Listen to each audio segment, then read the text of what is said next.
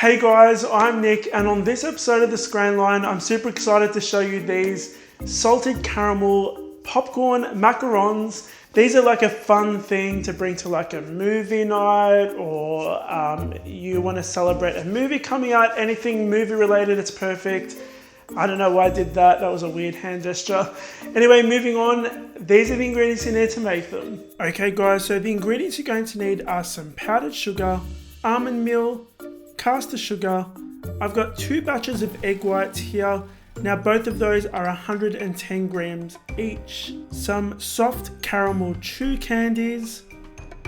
Some plain popcorn, you can use any flavor you like. I've just got the salty kind. Some water and some yellow food gel. And guys, if you're watching this, make sure you hit the subscribe button if you haven't already. Okay, we're gonna pop half of our almond and half of our icing sugar into a food processor. Mix it all up and then repeat the process. Now, if you don't have a food processor, you can just sift these ingredients together.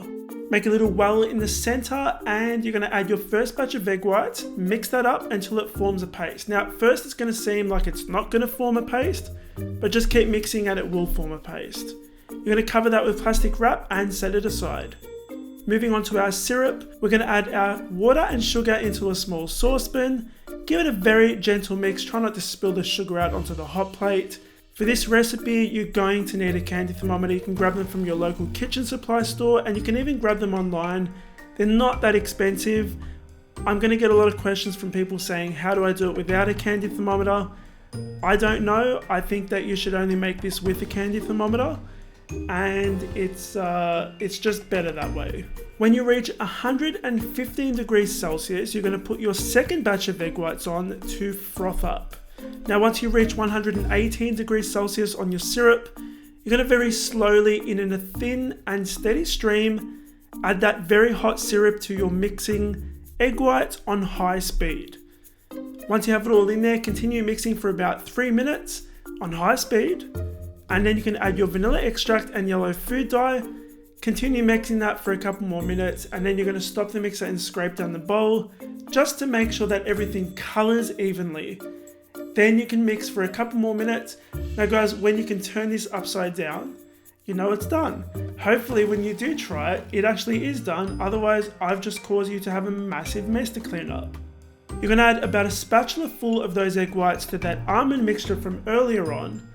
Mix that in until it's nice and well combined.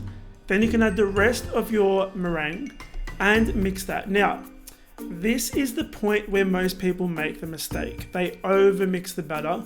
It goes too runny and it's a disaster basically. Now, some people count the amount of times that they mix this. I think that's silly. I think that you should just really get to know what to look for. And so I'll tell you how I mix it. I go around the bowl with the spatula and then through the middle. And so you repeat that and it kind of deflates the meringue. Now, like I said earlier, you don't want to go too far, but the point that you're looking for is the ribbon stage. Now, what is the ribbon stage? It falls off the spatula in a ribbon and it dissolves into the mixture after about 10 seconds. That's what the ribbon stage is. When you think you're about ready and you're getting to that stage, keep on testing it. Don't go too far, guys, because if you go too far, there's no going back and it's a waste of ingredients and money. And trust me, I've thrown so many tantrums and you probably will too. Now, once you reach that stage, you want to transfer it to a piping bag. I'm using a round tip to frost my macarons about 3 centimeters in width on a baking tray lined with baking paper. We're going to gently tap the tray once we finish piping them. That's going to allow any air bubbles in the mixture to come to the top so these rise beautifully. Once you finish tapping, sprinkle them with some crushed popcorn. Then you can let these dry for about 30 minutes.